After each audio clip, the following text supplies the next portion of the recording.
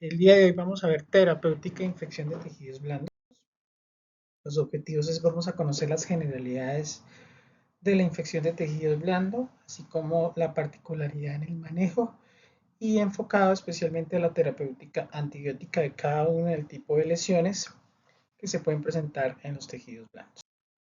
Como primero, hay que aclarar que nuestra guía institucional es en principal base para la actual presentación, así como la guía Infectio de la Asociación Colombiana de Infectología de Colombia.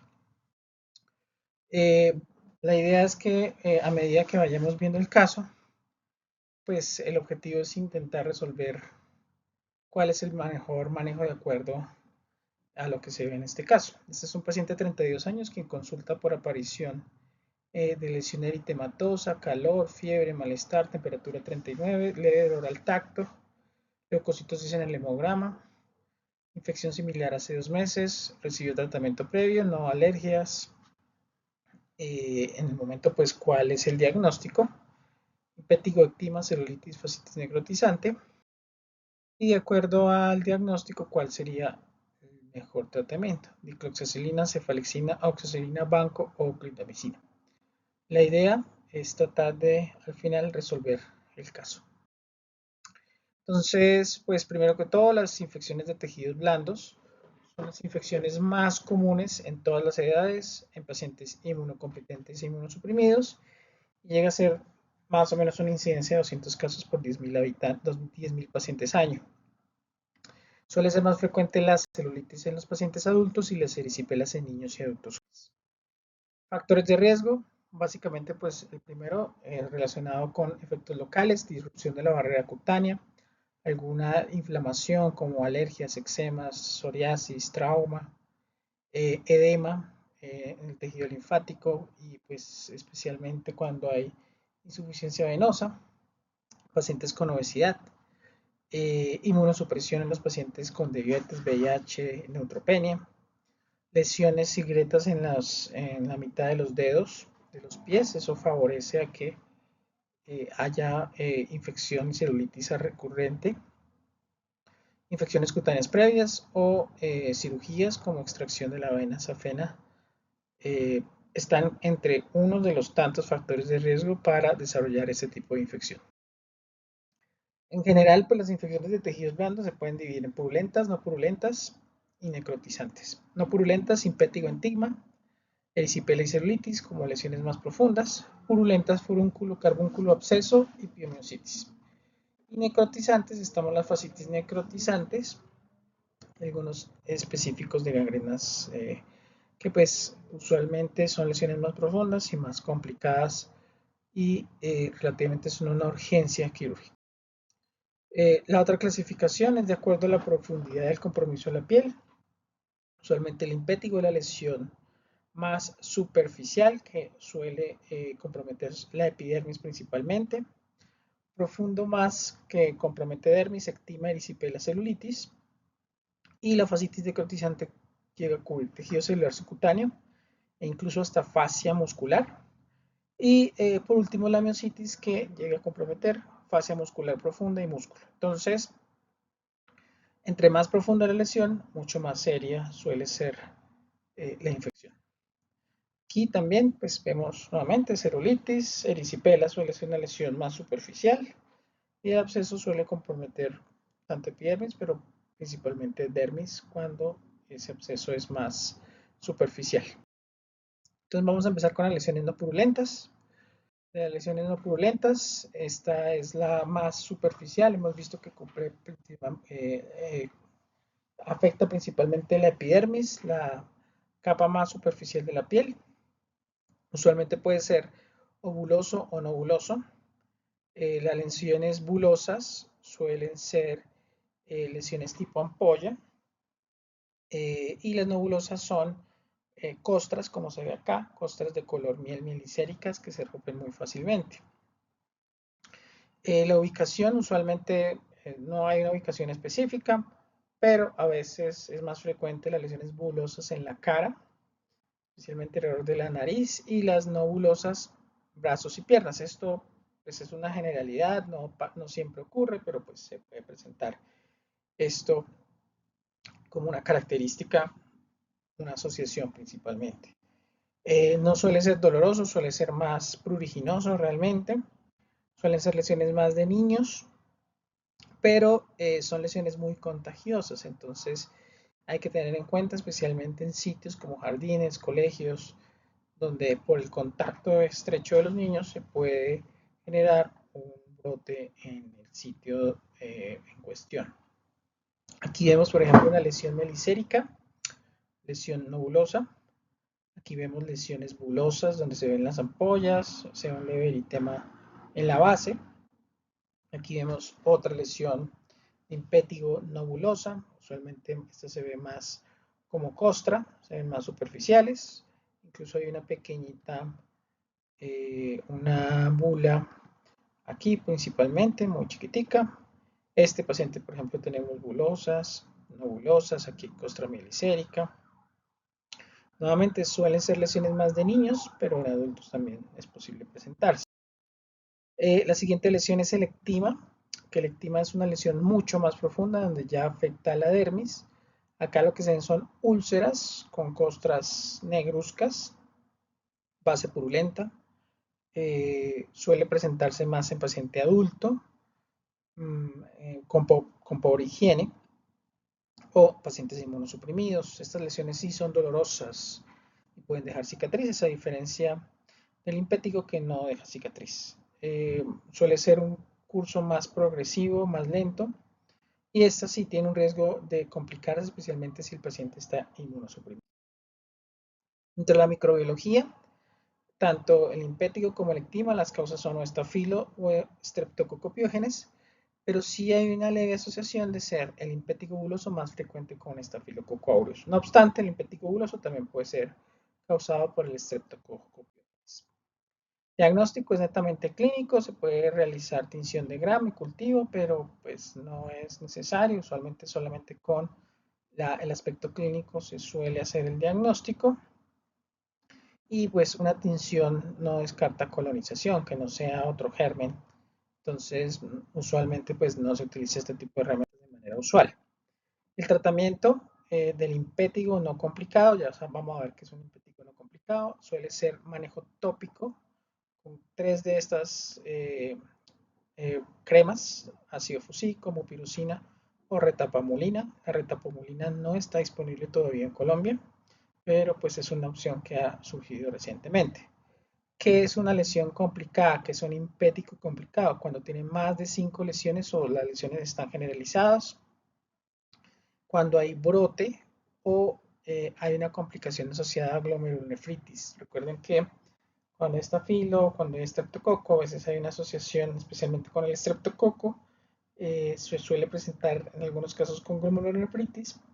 En esos casos, cuando hay complicación o cuando está el brote o está asociado a glomerulonefritis, el tratamiento suele ser sistémico. Y el ectima, al igual que el impético complicado, también se da un tratamiento empírico bioral, usualmente. Empírico, pues de primera línea, tanto el ectima como el impético complicado. La primera opción suele ser trimetoprim sulfoclindamicina. Si logramos hacer un aislamiento, una identificación, de acuerdo pues al tipo de aislamiento, se dirige el tratamiento. Si es meticilino sensible, cefalexina dicloxacilina. O si es un estreptococopiógenes, suele ser muy sensible a penicilina. Si está disponible la penicilina bioral, la amoxicilina incluso, o cefalexina. Digamos, cuando el piógenes todavía es muy sensible incluso hasta penicilina. Entonces, como vemos, depende de si es complicado o no complicado. Si es complicado de ectima, suelen tratarse inicialmente con trimetoprim. De las 3 cremas disponibles, mopirocina y ácido fusílico son las 2 que están disponibles acá en Colombia. No suelen generar mayor complicación, ya que es una crema de aplicación en la piel, tópica. Los problemas que puede generar suelen ser más relacionados con eh, prurito o con problemas de tipo local.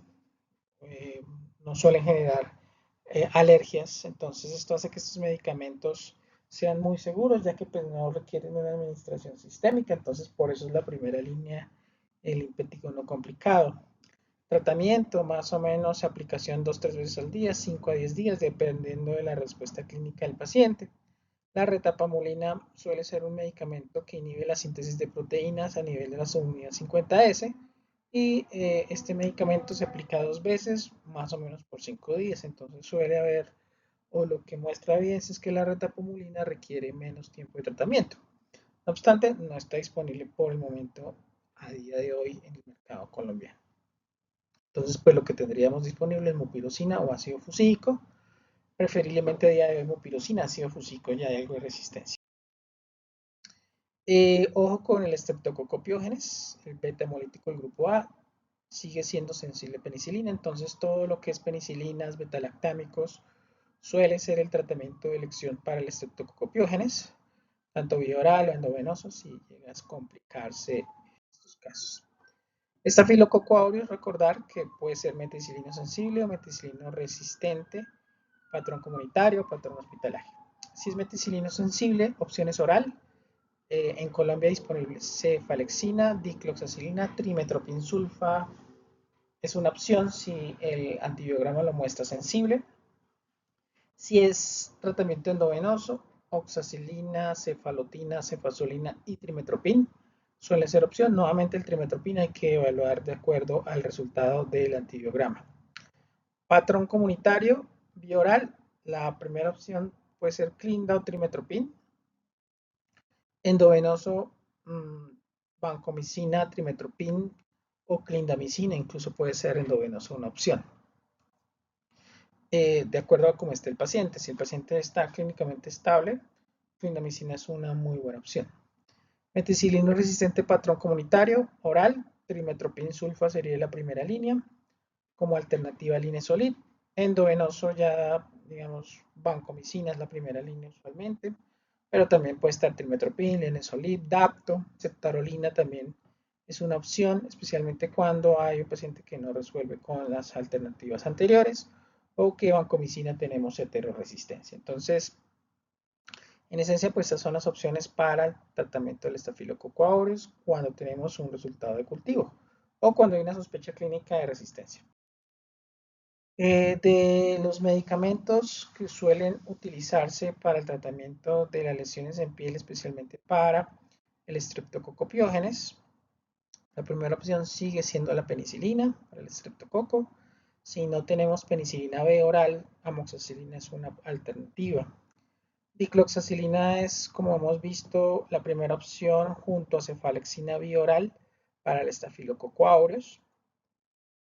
El estreptococo piógenes suele ser sensible idealmente más a cefalosporinas, entonces si tenemos la duda si es un estreptococo piógenes, un estafilometicilina sensible, por ejemplo con cefalexina estaríamos cubriendo ambos gérmenes, entonces esa es la ventaja, por ejemplo, de administrar cefalexina. Recuerde que la cefalosporina de primera generación que está disponible acá en Colombia es la cefalexina. A veces se puede encontrar cefradina, pero pues realmente siendo consecuentes con lo que hay a día de hoy, cefalexina es la opción y lo que está más disponible actualmente. Ojo con los pacientes alérgicos a beta-lactámicos, a penicilinas, porque pues cualquier alérgico a penicilinas contraindicaría tanto el uso de cualquier penicilina, dicloxacilina y cefalexina en algunos casos, dependiendo de si fue una reacción severa, preferiblemente a veces no administrar medicamentos similar a la penicilina, porque hay un riesgo ahí de reacción cruzada. Clinda sería la opción en los casos que el paciente sea alérgico. Clinda es buenísimo para el Staphylococcus aureus, un poquito menos para el Streptococcus pyogenes, sí lo cubre, pero pues no es la mejor opción a veces. Clindamicina pues viene en presentación vía oral y vía endovenosa y suele ser un medicamento seguro, pero sí hay una asociación de colitis pseudomembranosa, que es una diarrea por Clostridium difficile que a veces se favorece por el uso de la clindamicina. Entonces es una de las cosas que hay que tener en cuenta. Y el último medicamento, el trimetropin sulfa, que es un medicamento que inhibe la síntesis de ácido fólico a nivel bacteriano, Suele darse cuando no está disponible, cuando no es posible administrar cefalosporinas de primera generación o cualquier betalactámico. Suele ser un medicamento muy seguro, pero siempre se reserva cuando hay cultivo y mejor dirigirlo, ¿listo? También es una opción en el alérgico, pero tener en cuenta que el trimestoprim es uno de los medicamentos, las sulfonamidas suelen ser uno de los medicamentos que más genera alergia. Entonces, no va a haber la alergia cruzada con los betalactámicos, pero sí hay que tener en cuenta que en el momento de iniciar el medicamento, este también es relativamente frecuente cualquier tipo de reacción alérgica. Entonces, es como lo importante. Trimestoprim tiene otra ventaja que viene endovenoso y viene bioral. Entonces, si empezamos un tratamiento endovenoso, se le puede hacer el switch a bioral, al igual que Clinda. Con respecto a cefalexina, pues eso es solo vía oral y cloxacilina es la presentación vía oral. Entonces, en comparación, si hacemos una comparación del tratamiento, impétigo es una reacción, una lesión más superficial, mientras que ectima suele comprometer capas más profundas de la piel, incluso hasta la dermis. El típico del impétigo son costras color miel o lesiones tipo bulas. Entonces, eh, suele ser un medicamento, suele ser una lesión más superficial, que cuando no son tan complicadas, se puede hacer tratamiento, eh, se suele hacer tratamiento más tópico cuando no es complicado. Ectima sí requiere un tratamiento sistémico, usualmente tratamiento oral. De las lesiones no pustulosas, la siguiente es la erisipela. La erisipela pues ya es una lesión mucho más extensa, nos suele generar úlceras, es una lesión que compromete dermis, vasos linfáticos. Como ustedes ven, pues una lesión bastante roja, bastante, hay bastante edema en el sitio donde hay afección. Suele ser clínicamente muy rápido, entonces aparece la lesión de un día para otro. Suele presentarse con fiebre alta, bastante sintomatología, edema a nivel ganglionar. Eh, Suele, como ven ustedes, la coloración mucho más intensa que, por ejemplo, ahorita vamos a ver una celulitis. Suele ser mucho más rojo intenso dentro de las características. A veces es muy difícil diferenciar una celulitis. Claramente, pues esto pues es algunos hallazgos que pueden ayudar a diferenciarlo, pero pues suele presentar esos síntomas. Ustedes ven acá la lesión bien, con rojo muy vivaz, un edema bien importante y el paciente suele presentar bastante fiebre en el momento en que se presenta. Aquí, por ejemplo, es muy difícil a veces diferenciarlo con una celulitis, pero pues el edema, la aparición suele ser un poco más súbita asociado a fiebre. Sitio de aparición, usualmente más de extremidades inferiores. Cara es otro sitio donde suele aparecer. Esta erisipela, al ser un cuadro agresivo, relativamente agresivo, rápido de aparición, siempre que damos un estreptococo piógenes, por ejemplo, siempre se correlaciona con infecciones que suelen presentar bastante sintomatología eh, sistémica. Entonces, por ejemplo, el estreptococo piógenes es la causa de la amigdalitis bacteriana. Por ejemplo, la amigdalitis bacteriana suele generar mucha fiebre. Lo mismo pasa con la erisipela. Y como hemos visto, pues el Streptococcus pyogenes suele ser muy sensible a los betalactámicos. Entonces, eso es como uno de los aspectos a tener en cuenta. Si pudiéramos identificar, si supiéramos la ciencia cierta y tuviéramos claro que es una erisipela, probablemente el tratamiento sigue siendo penicilina endovenosa en estos casos. La celulitis compromete dermis, tejido subcutáneo superficial, más compromiso de dermis, bordes mal definidos, como vemos comparamos con la anterior foto, donde el rojo es mucho más intenso en la extremidad, este no suele ser tan intenso, bordes mal definidos a diferencia de la erisipela que son los bordes un poco más claros. Suele ser más gradual, empieza con la lesión pequeñita, se va extendiendo, es más progresiva la lesión. Los síntomas sistémicos no se presentan, pero cuando ya son muy extensos, no es tan agresivo la presentación sistémica en comparación a la erisipela, pero nuevamente hay pacientes donde pueden hacerlo, no digamos que no lo descarta. Suele aparecer en piernas, brazos, cara, cualquier parte del cuerpo realmente. Bueno, donde haya una lesión está el riesgo. La celulitis, a diferencia de la erisipela, puede ser causada tanto por el Epiógenes como el Estafilococo aureus. Entonces, acá pues si tenemos la duda si es una erisipela versus una celulitis, pues eso sí implica una diferencia en gérmenes, eso pues hay que tenerlo claro. Aquí vemos pues un poquito menos claro, con los bordes menos definidos, un edema, un dolor. Entonces, ya hemos visto que pues, la erisipela suele ser causada por Streptococcus mientras que la celulitis, tanto por estafilo como por Streptococcus. Diagnóstico clínico, si el paciente no está eh, sistémicamente complicado, no digamos, más lo que se evidencia es la lesión local sin tanta sintomatología sistémica, suele hacerse el tratamiento así nomás, pues uno puede tomar un hemograma, no es necesario hacer el hemograma, uno lo puede hacer, pero pues no siempre se requiere, sobre todo porque, por ejemplo, en la celulitis no suele presentar cambios en el hemograma de manera inicial. No obstante, pues, digamos, no es que se contraindique el uso del hemograma o los reactantes de fase aguda, sino que pues no son necesarios, siempre necesarios, hay que mirar cada paciente. Cultivos aspirados no se suelen realizar. Para obtener un cultivo de celulitis tendría que tomarse una biopsia de piel literalmente y obtener cultivos de tejido afectado, por lo que pues es un poco, no es lo usual realizar cultivos en la celulitis. Empieza el manejo empírico. De acuerdo a factores de riesgo, uno podría empezar con vancomicina, se sospecha infección de tejidos blandos con riesgo de resistencia. Y si uno piensa que es un estafilometicilino sensible, pues empezaría con oxacilina o con cefazolina como primera opción.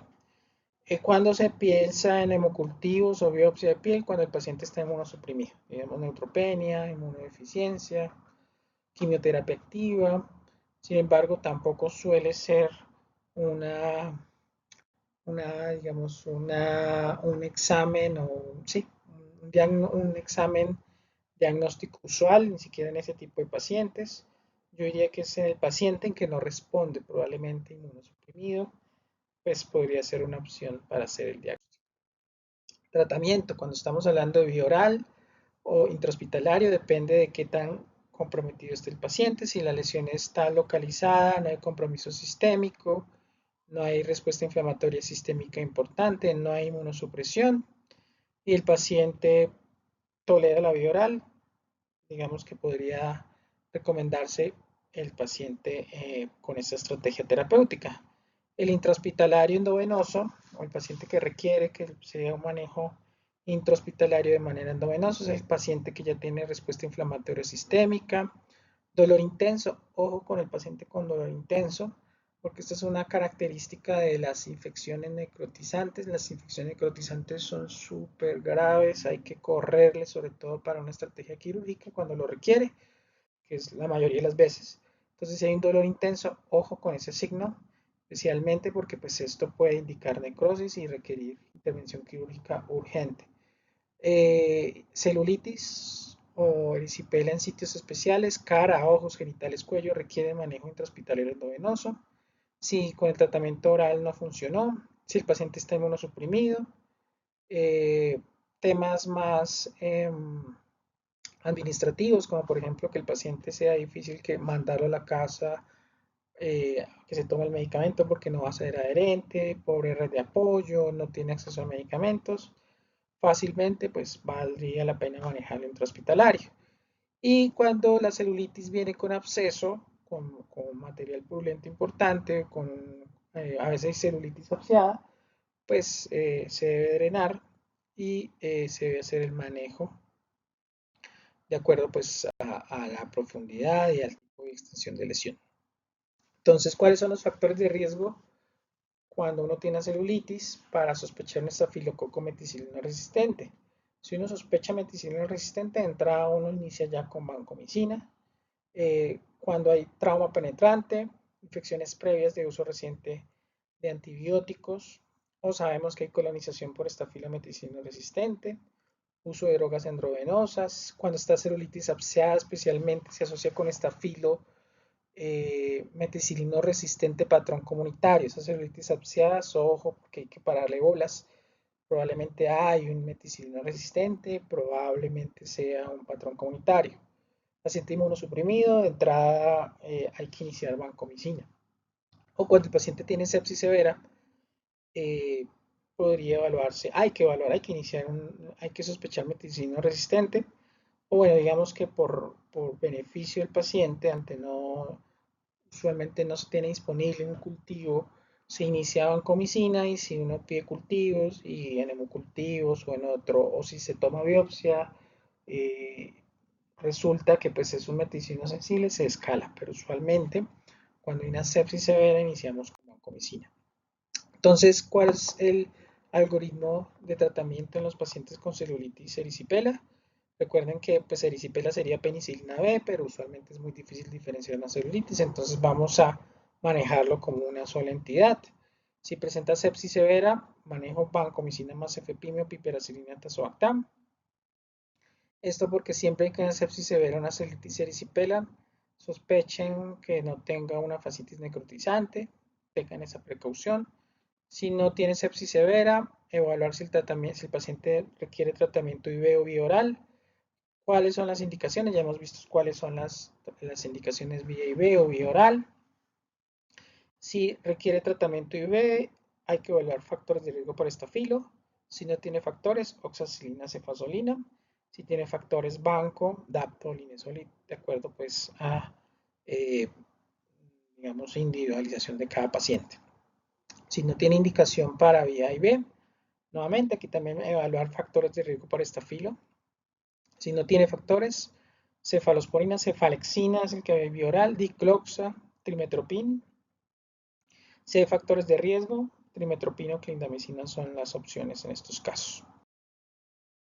Entre oxacilina y cefazolina, ambas buenas opciones vía endovenosa. Hay un poquito más de riesgo con oxacilina frente a hepatotoxicidad, nefritis intersticial frente a la cefazolina. No obstante, cualquiera de los dos tratamientos, cuando utilizamos tratamiento para el estafilometicilino sensible que requiere tratamiento endovenoso, cualquiera de las dos opciones está bien, lo que esté disponible. Entonces no hay ningún problema, ambos son muy seguros, un poquito más oxacilina con algunos efectos adversos importantes, no tan frecuentes, nuevamente, entonces cualquiera de las dos opciones está bien. Entre medicamentos para el estafilococo aureus meticilino resistente, la primera línea sigue siendo vancomicina a día de hoy, meticilino resistente patrón comunitario, vancomicina es la opción número 1. Si hay una contraindicación para el uso de vancomicina, el siguiente paso es linezolid. A día de hoy, linezolid siempre se reserva para el paciente en el cual vancomicina no es una opción, o digamos, o por ejemplo es un paciente con falla renal y pues no queremos administrar un nefrotóxico, que ese es el principal problema de la vanco. Linezolid es una opción.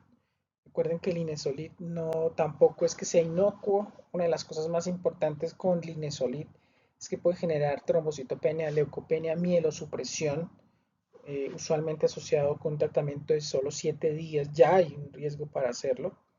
Entonces, ojo con el linezolid. Aparentemente uno pensaría que es muchísimo más seguro que la vancomicina.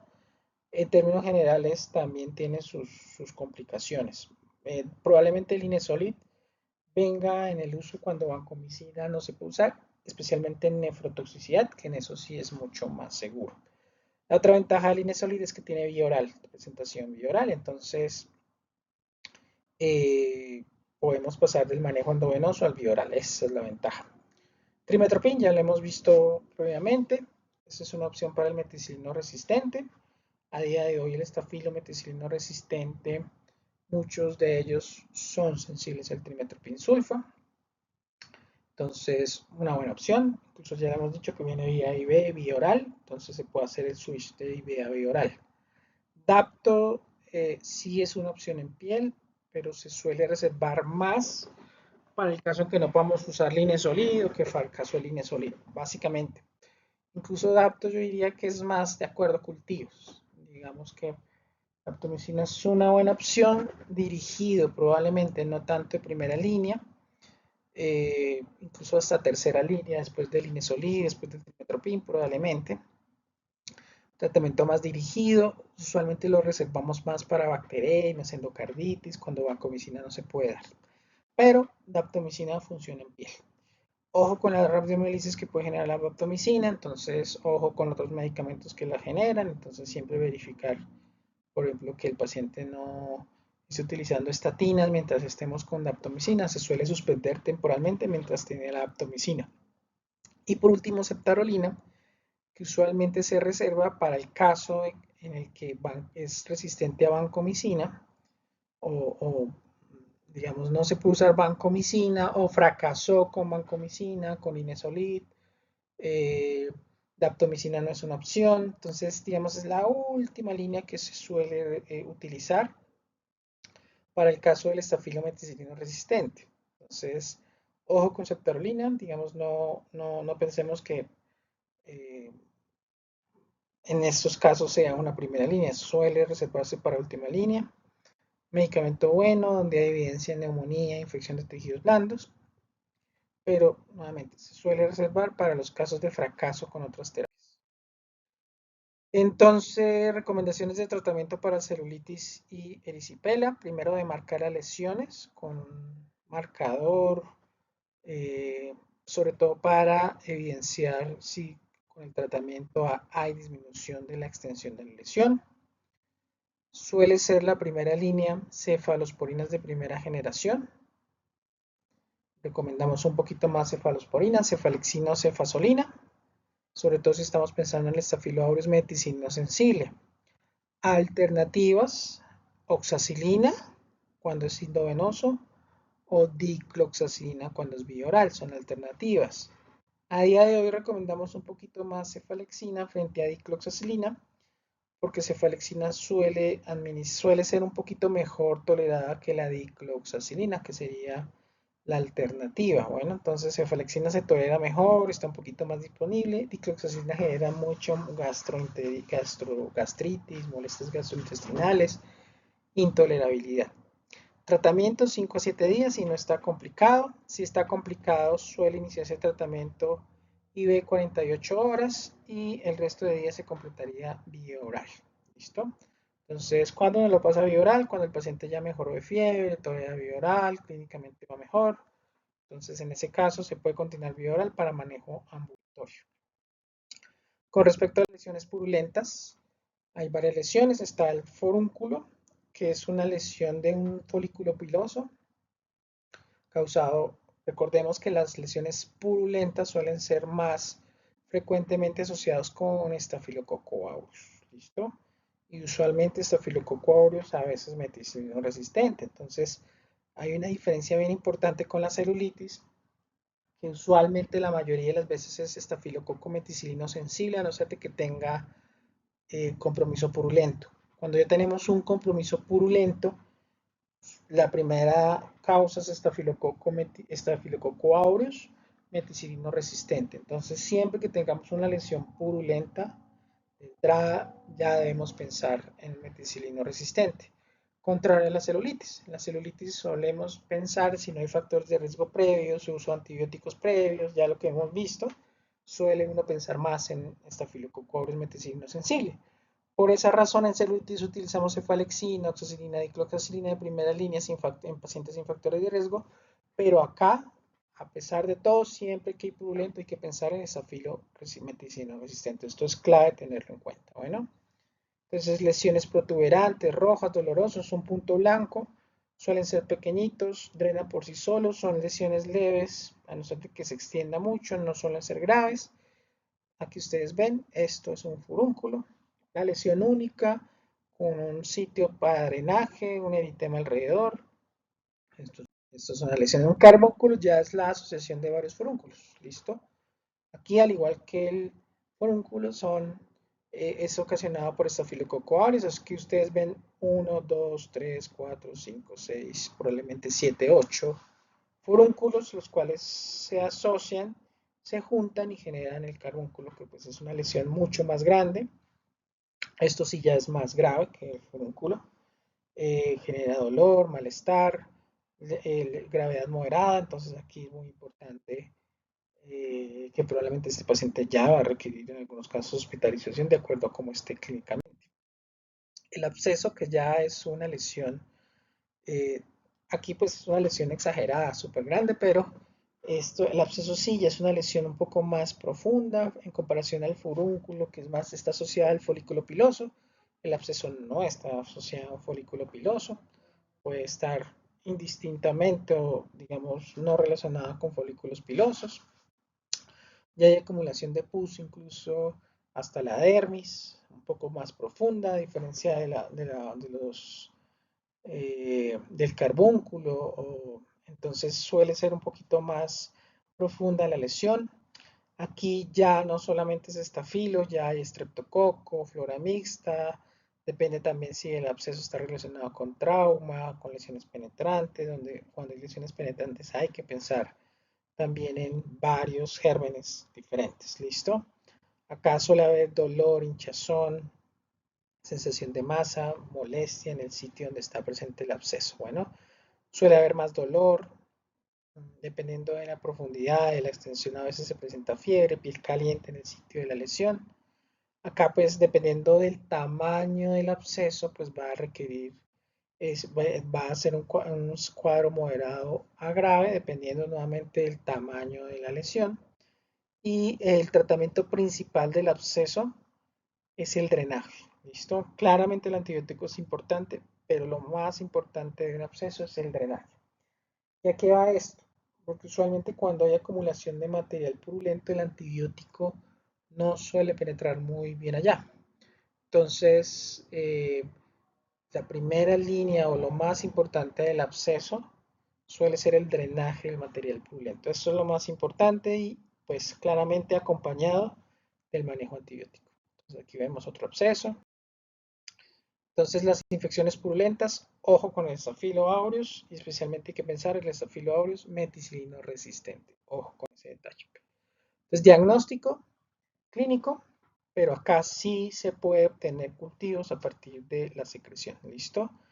Que es en las lesiones purulentas el diagnóstico o la búsqueda o la realización del cultivo a través de lo que es el material purulento sí suele ser mucho mejor ponderado, digamos, es mucho más útil que, por ejemplo, las lesiones no purulentas, incluso son más fáciles de realizar. ¿Listo?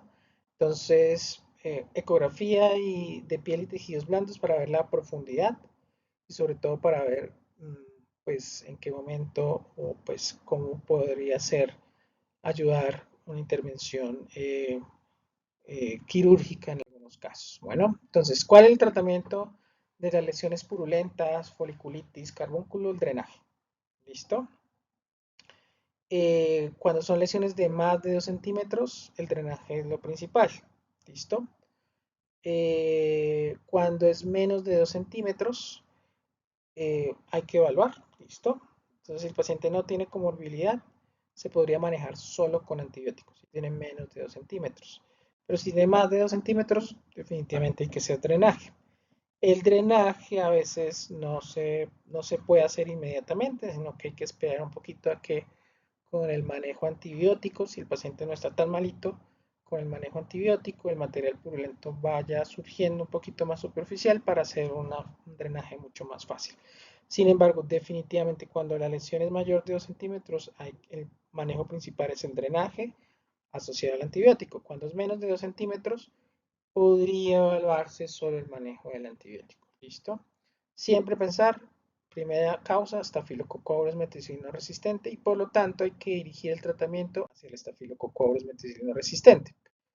Entonces, más o menos este es como el algoritmo de tratamiento. Si tenemos una infección purulenta y estamos frente a una sepsis severa, recuerde que siempre sepsis severa hay que pensar en lesión necrotizante de entrada, entonces bancos, cefepime o pipiracilina tazobactam. Nuevamente, si no es sepsis severa, evaluar si el paciente tiene indicación IV. Si tiene indicación IV, ojo, la primera línea es banco, dapto, lineso, incluso aquí podrían incluir lineso, ¿listo? Si no tiene indicación de vía IV, preguntarnos si tiene menos de 2 centímetros. 2 centímetros se puede evaluar el manejo solo de antibiótico. Hay que verificar factores de riesgo, inmunosupresión, eh, sitio de la lesión, entonces ojo con eso. Más 2 centímetros podría ser una opción el manejo antibiótico únicamente, pero si tiene más de 2 centímetros, la incisión es lo más importante y se asocia con antibiótico usualmente dirigido para el estafilococo meticilino resistente, usualmente trimetoprim o clindamicina. ¿Listo? Que son opciones en esos casos. Con respecto a las lesiones necrotizantes, pues la más importante, la que hay que pararle bolas, la que hay que estudiar y que pues ojalá a uno no se le presente este tipo de lesiones son las lesiones, la fascitis necrotizante. ¿Listo? La fascitis necrotizante ya es una infección que compromete la fascia muscular. Suele ser una lesión muy profunda donde pues ya adicionalmente a la lesión profunda genera una necrosis de todo el músculo, de la fascia del músculo.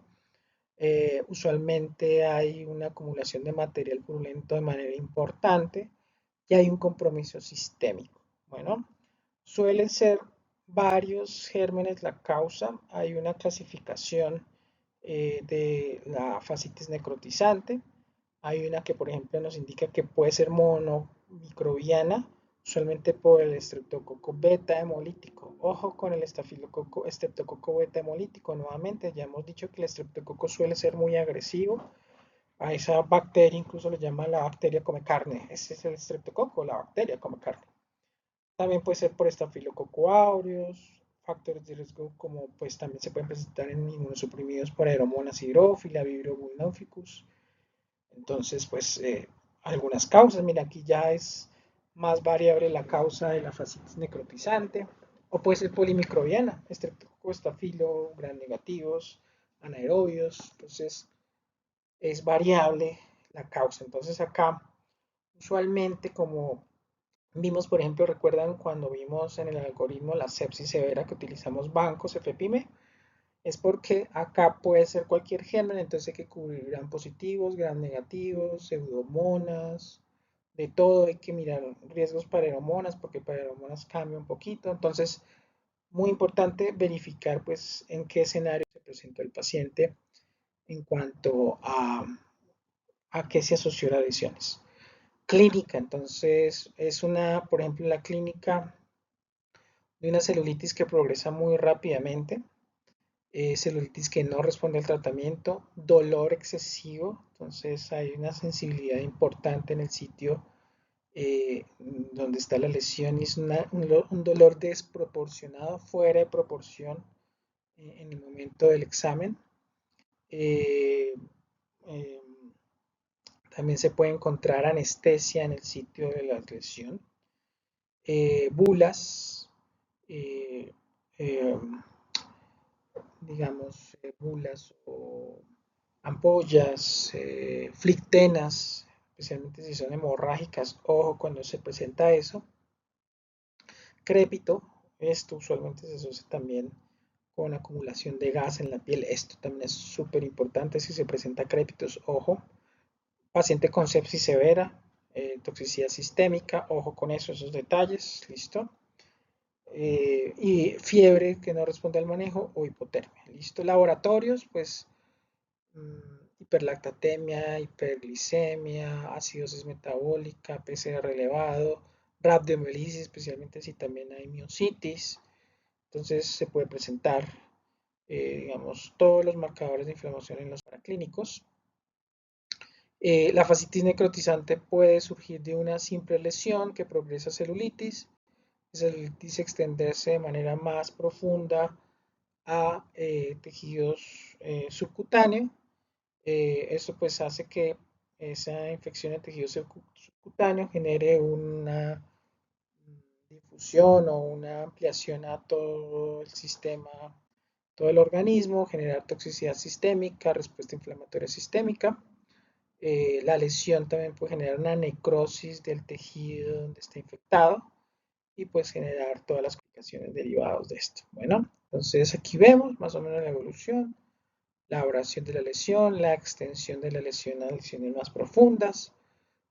La lesión llega a profundizarse y generar necrosis en el tejido afectado, generando flictenas. Aquí ustedes ven flictenas, bulas hemorrágicas dentro de la clínica del paciente. Bueno, el diagnóstico, pues muy importante la sospecha clínica, ya hemos dicho, dolor desproporcionado, respuesta inflamatoria sistémica, induración en el sitio de la lesión, el paciente se ve tóxico, se ve muy malito, crépitos, ya hemos dicho, todo este tipo de cosas.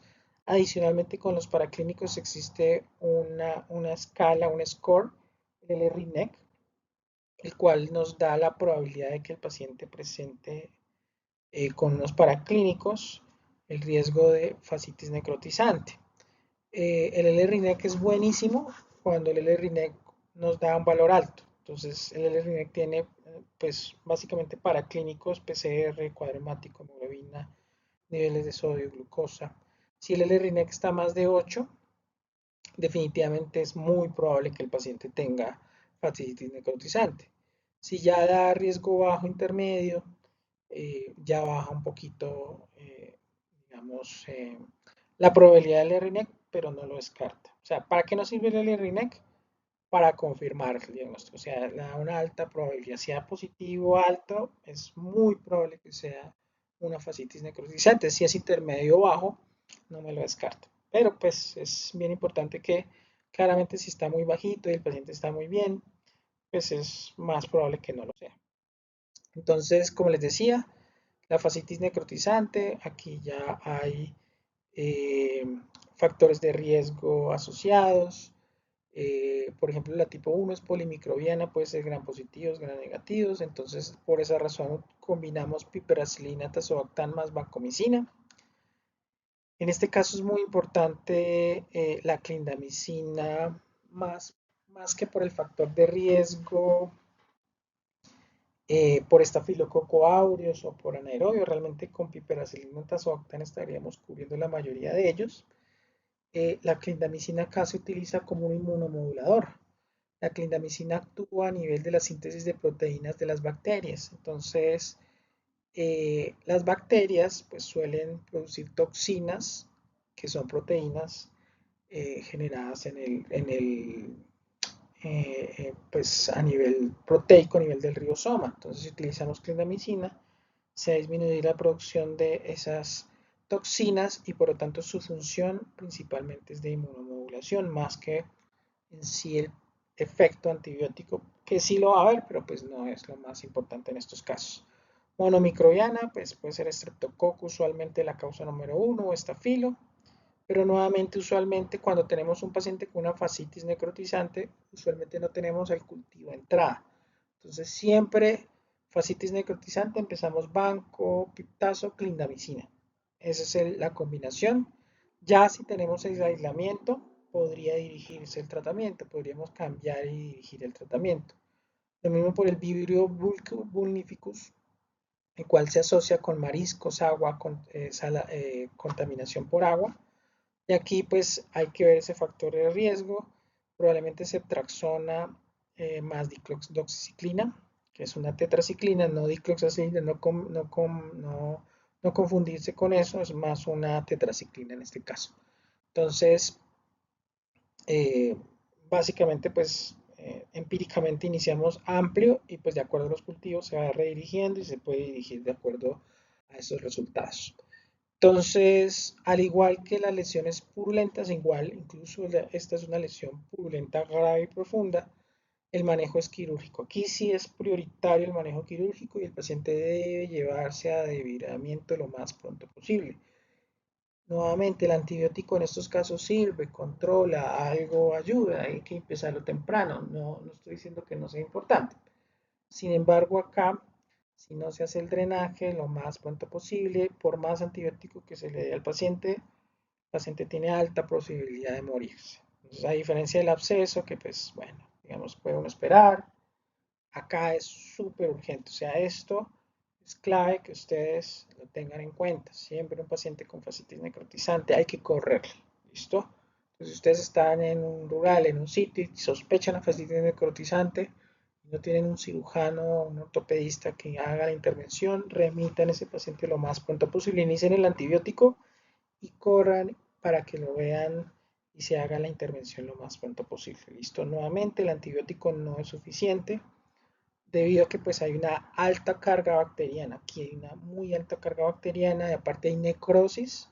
La necrosis del músculo no se maneja con antibióticos, se maneja con drenaje y debridamiento del tejido muerto. Entonces, ojo con eso, ¿listo? Manejo vancomicina más cefepime o piperacilina tazobactam más clindamicina de manera empírica. Este es el manejo que usualmente se suele utilizar. Ya hemos dicho para qué sirve la clindamicina, ¿listo? Falla renal alterada, se puede reemplazar por linesolid, pero pues, digamos, hay que evaluar estos casos de manera individual, ¿listo? Entonces, este es un paciente, 32 años, ya hemos visto la lesión. La idea es que ustedes lo respondan eh, y resuelvan cuál es el diagnóstico más probable, cuál sería el tratamiento de acuerdo a los factores de riesgo de Staphylococcus aureus que usualmente se presentan en estos casos y de acuerdo a la clínica del paciente. Entonces les agradezco mucho.